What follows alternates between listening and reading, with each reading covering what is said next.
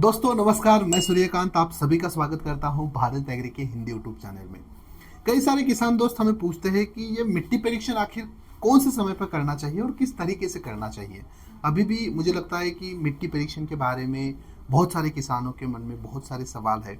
मिट्टी परीक्षण कब करना चाहिए, किस तरीके से करना चाहिए, किसके लिए करना चाहिए, मिट्टी परीक्षण करने के बाद कौन से फायदे होते हैं, मिट्टी परीक्षण का रिपोर्ट कितने दिनों में मिलना चाहिए, या फिर हमें सही तरीके से 100% ओरिजिनल तरीके से मिट्टी परीक्षण कहाँ से मिल सकता है या फिर हम कर सकते हैं।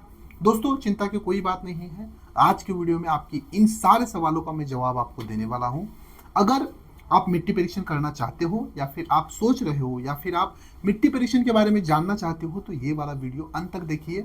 वीडियो के आखिर में अगर आपको जानकारी अच्छी लगती है तो ये वाला वीडियो आपके अन्य किसान दोस्तों के साथ शेयर जरूर कीजिए। चलिए फिर बिना किसी देरी के आज के वीडियो के लिए शुरू करते हैं। सबसे पहले जान लेते हैं कि आखिर ये मिट्टी परीक्षण क्या होता है।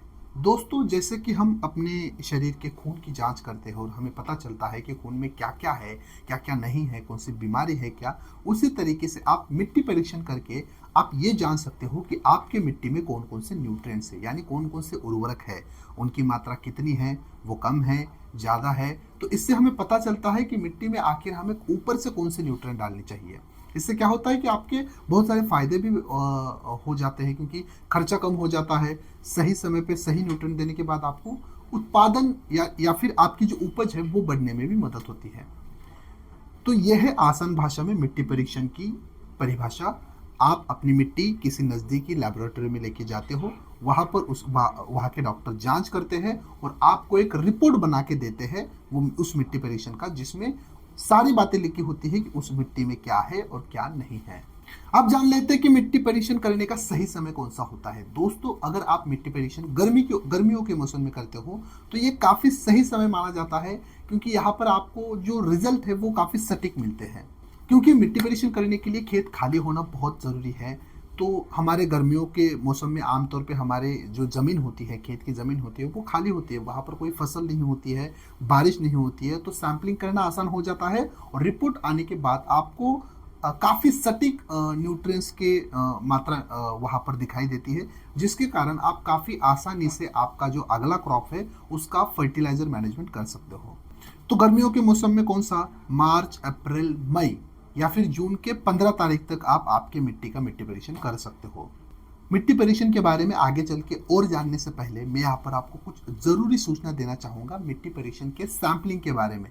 कहाँ से मिट्टी लेनी है और कहाँ से नहीं लेनी है ये जानना बहुत ज़रूरी है। ध्यान रखें कि जब भी आप मिट्टी का सैंपल लेते हो, खेत में जाके मिट्टी लेते हो मिट्टी परीक्षण के लिए, तब हमें कुआं या फिर मेड़ की बाजू या फिर दलदली जगह या फिर पेड़ के नीचे की मिट्टी या फिर खाद, कचरा या फिर जहाँ पर अपने पशु यानी गाय भैंस बैठते हैं उस जगह की मिट्टी नहीं लेनी है। इन जगहों को छोड़कर जो हमारी मेन फील्ड है, जो मेन जमीन है जहाँ पर हम फसल लगाते हैं, उस जगह की हमें मिट्टी लेनी है। और दूसरी जरूरी बात क्या है कि जुताई से पहले या फिर फसल कटाई के बाद हमें मिट्टी का सैंपल लेना है। जब अपने खेत में खड़ी फसल होती है तब हमें मिट्टी परीक्षण का सैंपलिंग करना टालना है या फिर उस समय नहीं करना है। अगर आपने अपनी मिट्टी में रासायनिक खाद डाला है तो उसके बाद आपको एटलीस्ट 2 से लेकर 2.5 महीने तक वहां पर सैंपलिंग नहीं करना है, यानी उस जमीन से मिट्टी नहीं लेनी है परीक्षण के लिए।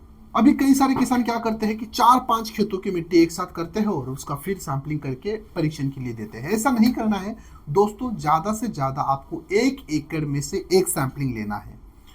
3-4 एकड़ हो तो अलग अलग जमीन लीजिए। अगर एक साथ एक जगह 2-2.5 एकड़ जमीन हो तो आप एक सैंपल कर सकते हो, लेकिन अगर 1 एकड़ यहाँ है 1 एकड़ वहाँ है तो हर जगह का आपको अलग अलग सैंपल करना है। लेकिन मेरी तो राय ये है कि 1 एकड़ के हिसाब से आपके खेती के सैंपल बनाओ। जब भी आप मिट्टी का सैंपल लेते हो तो उसको जमा करने के लिए कभी भी रासायनिक उर्वरक की बोरी का इस्तेमाल ना करें। प्लास्टिक बैग नया वाला लेना है और उसमें हमें सैंपलिंग करना है। जब भी आप सैंपल निकालने जाओ तो कई सारे किसान क्या करते हैं कि खोदने के लिए लोखंडी औजार का यानी लोहे के औजार का इस्तेमाल करते हैं। ऐसा ना करें, हमेशा हमें धारदार जो भी लकड़ी वाला औजार होता है उसका इस्तेमाल करना चाहिए।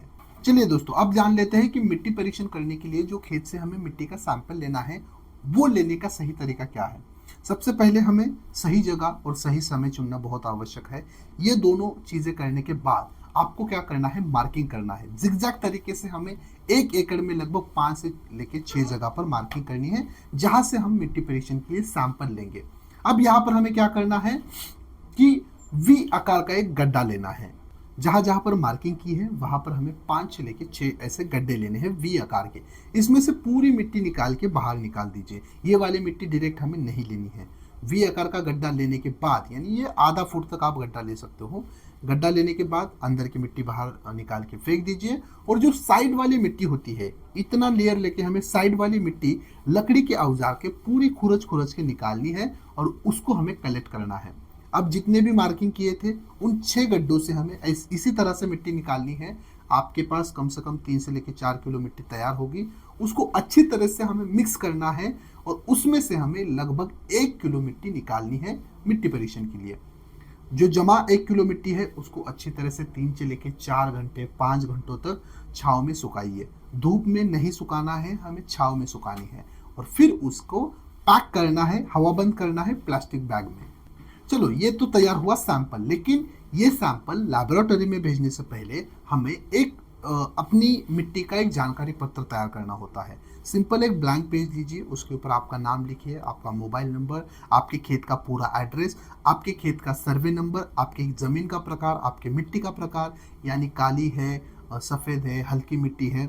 ज़मीन अगर उतार पे है तो वो भी, उसके बारे में भी लिखिए। पिछले मौसम में कौन सी फसल ली थी और अगले मौसम में आप कौन सी फसल लेने वाले हो, ये सारी जानकारी आपको एक पेपर पे लिखनी है।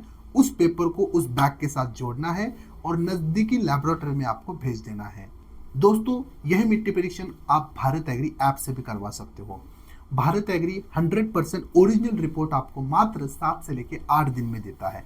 बस आपको मैंने बताए हुए तरीके से सैंपलिंग करना है, जानकारी पत्र लेना है और भारत एग्री के ऑफिस के एड्रेस पर आपकी मिट्टी भेज देनी है।